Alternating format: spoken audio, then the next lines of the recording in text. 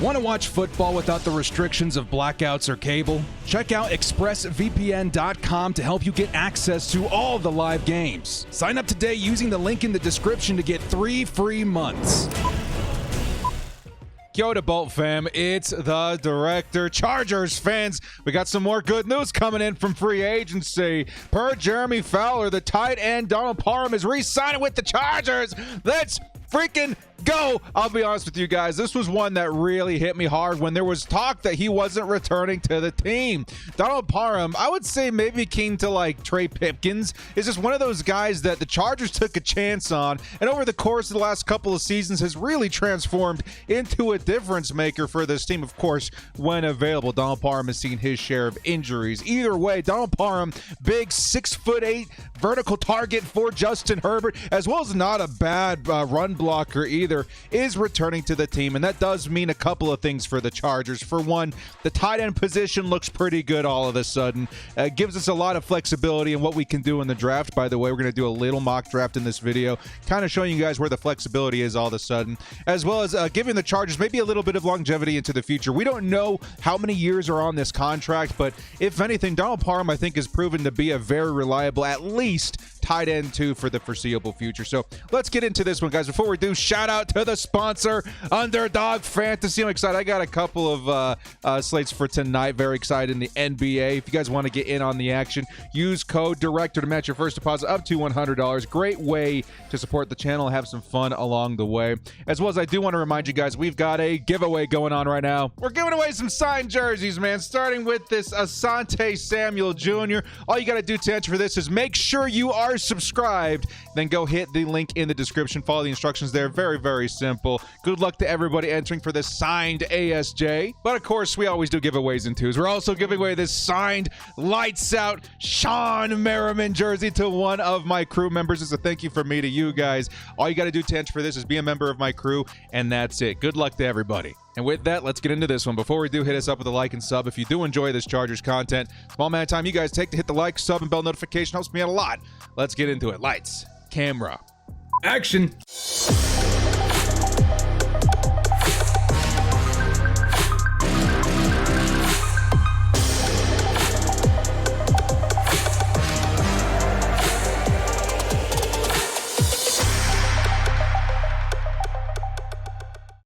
Breaking news, the Chargers are re-signing Donald Parham and bringing him back into the fold for the 2023 season.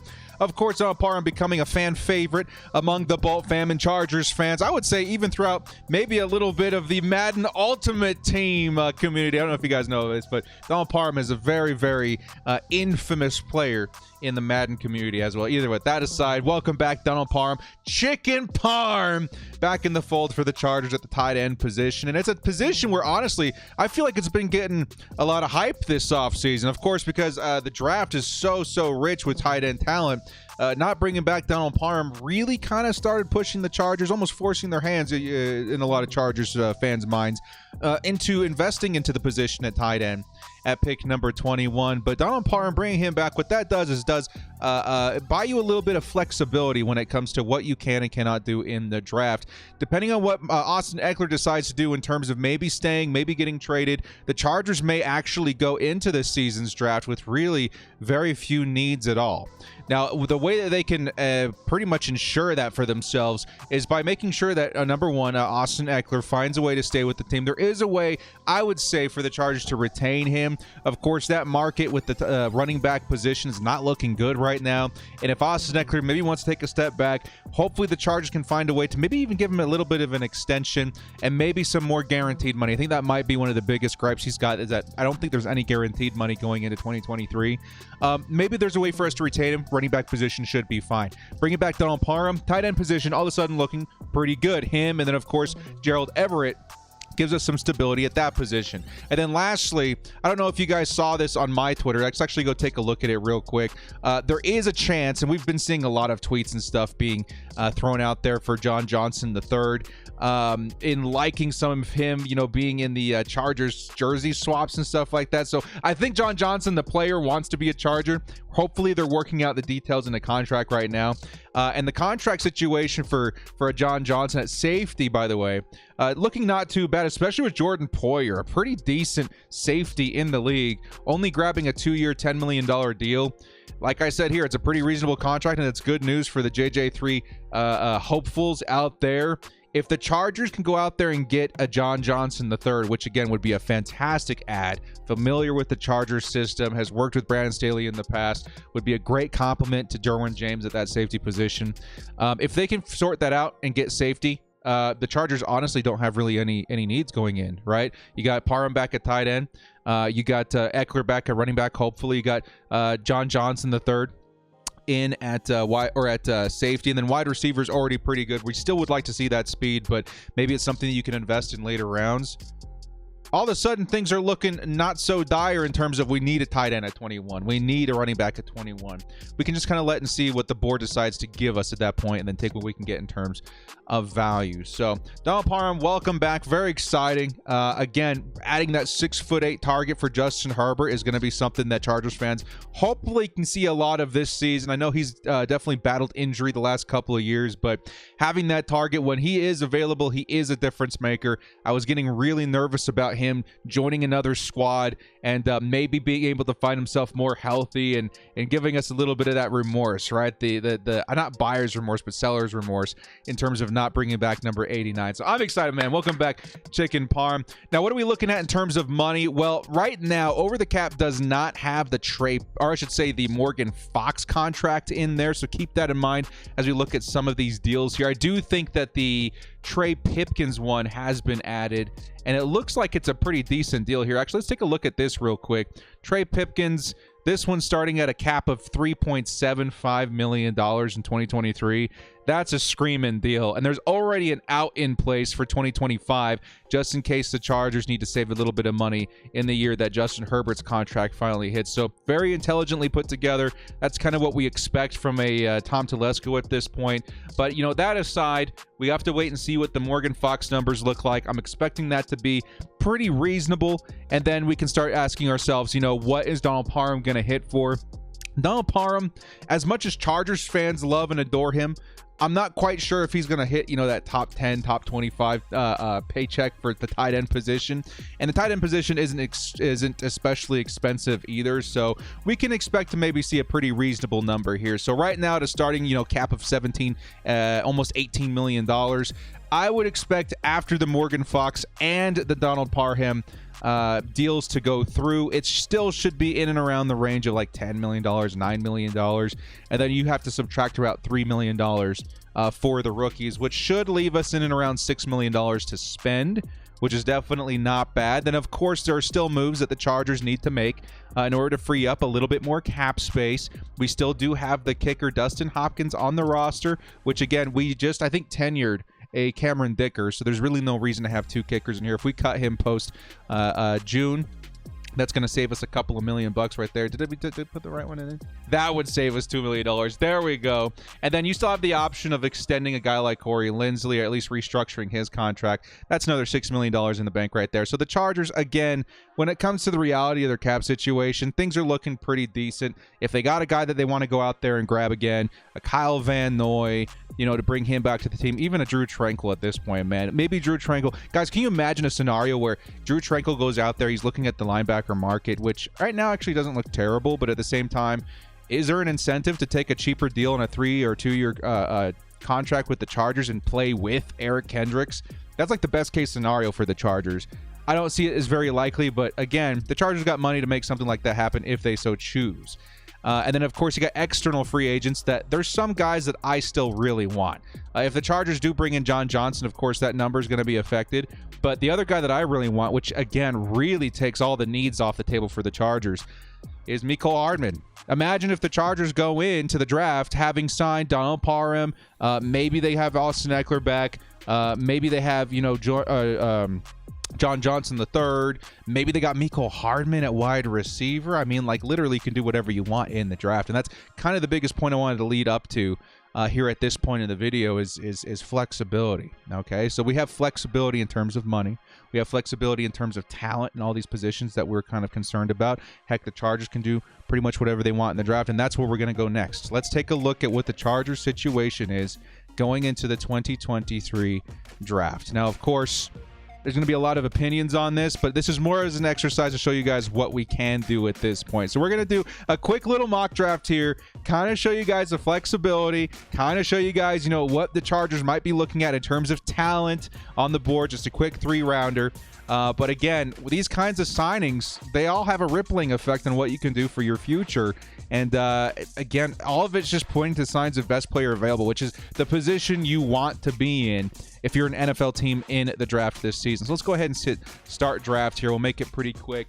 Talk a little bit about some of these guys and why you may or may not want to be getting some of these dudes. So let's go ahead and pause. Hopefully it doesn't put us on any sort of clock here. All right, so what do we got? We got Cansey, probably not going to be there, right? I mean, you have to imagine. Brian Branch, again, this is one of those guys that I do expect to fall at some point because of his position. And if the Chargers, let's say they don't get John Johnson, Brian Branch being right there, I feel like is a huge steal. That's something you have to consider. Nolan Smith, at this point, is he going to be there? I don't think so, but if he does reach us, that's kind of a no-brainer, is it not? We got Zay Flowers if the Chargers still want to go the speed wideout. We got Bijan Robinson if the Chargers decide that, you know, maybe the Austin Eckler thing doesn't work out. This would be one of the biggest home runs, I would say, in the entire draft. And then Michael Mayer, you know, still one of those top-tier tight ends if the Chargers want to start, you know, developing him behind a Gerald Everett and Donald Parham and then let him take over for, let's say, a Gerald Everett or whatever. Just raise himself on the depth chart in 2024 as maybe Gerald Everett's contract comes to a close.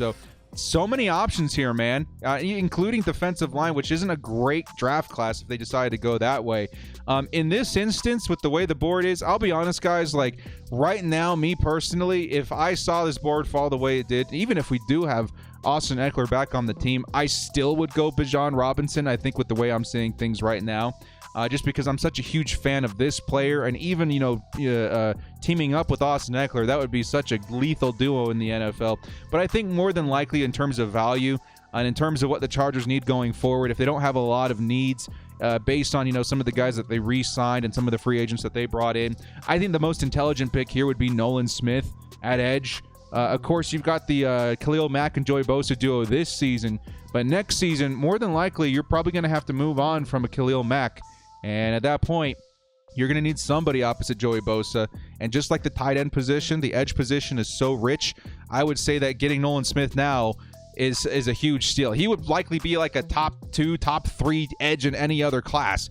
And that's why, you know, grabbing it while you can at this sort of value is not a bad idea. So as much as I would love a Zay Flowers, a Bijan Robinson, or even a Michael Mayer, personally, as a fan of those players, I think that Nolan Smith just makes the most sense. And he would be a ferocious player to this season rotate in with Bosa and Mack, and then next season even taking over for Khalil Mack at some point. So Nolan will be a very intelligent pick there. Now let's go into the second round and see what the Chargers have available in terms of option. Now, again, don't be offended if, you know, you guys wanted Robinson or Flowers or whatever, and I decided to go Nolan. Just remember the players were available, okay, and the kind of flexibility the Chargers have because of the signings that they have made. All right, so taking a look here in the second round, the Chargers, BJ Ojulari would have been a really good one. Again, I'm not going to remember how to pronounce the name, but this would be an excellent option at edge in the second round, so maybe you do want to go that way. Tank Dell, still available in the second round. I think that would be a pretty good steal in terms of adding that shifty wide receiver. Sam Laporta, if you want to grab that tight end. There's a lot of guys in here, man. Sidney Brown, if you still need that safety. You got Tomlinson, the LT, you know, nephew.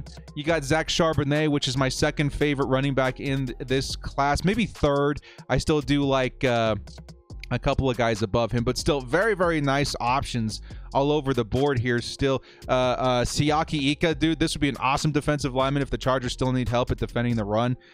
Me personally, I would say at this point, if the Chargers already grabbed their edge, again, if you're not seeing a lot of need at this point, I would just go ahead and grab that shifty wide receiver and Tank Dell and call it a day, man. I mean, he's not going to be the fastest wide receiver out there. Maybe not even the fastest option. At this point, would I take Tank Dell over Mecole Hardman? Yes, I think I would. But at the same time, if I grabbed Mecole Hardman, it would be very easy for me to say, okay, let's go ahead and grab a different player in round 2, right? Even though I like Tank a lot, you have that speed option that you can rotate in with, like a Josh Palmer or whatever when you do need that speed on defense. So there you go. Tank Dell, though, I think would be an awesome pick right there, adding a little bit of speed to the Chargers receiving core. And then finally, you're sitting here at pick number 3 or round 3. Look at these options, man. If you wanted to go Dorian Williams, you could do that as a guy maybe to succeed Eric Kendricks when that time comes. You got Tank Bigsby if you really want to grab that running back that adds a little bit of oomph, to add to the trio that you've got, and maybe Eckler, or even if it's just J.K. and Spiller, who knows? You got Tyler Scott at wide receiver. Again, not the fastest that we've seen in the draft, but he's still fast, right? He adds a little bit to the Chargers in terms of wide receiver if we wanted to go that way. In terms of value, again, here, I mean, Garrett Williams would be a great pick here. There's some guys that shouldn't be here.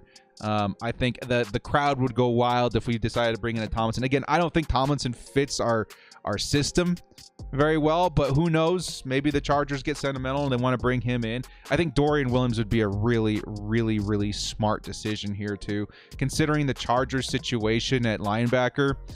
This guy could be honestly the next Drew Tranquil, if I'm being honest. Very good coverage linebacker. He would have some time to play behind an Eric Kendricks. Some of these guys I like better. I don't think some of them will be there.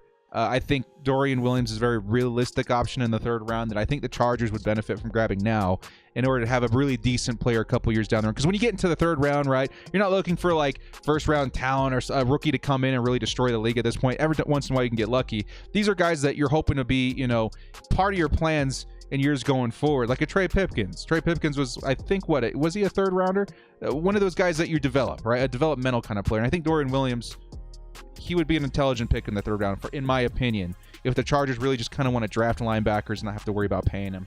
I think Dorian would be good for, 3-4 years. So let's go ahead and grab him to play behind Eric Kendricks.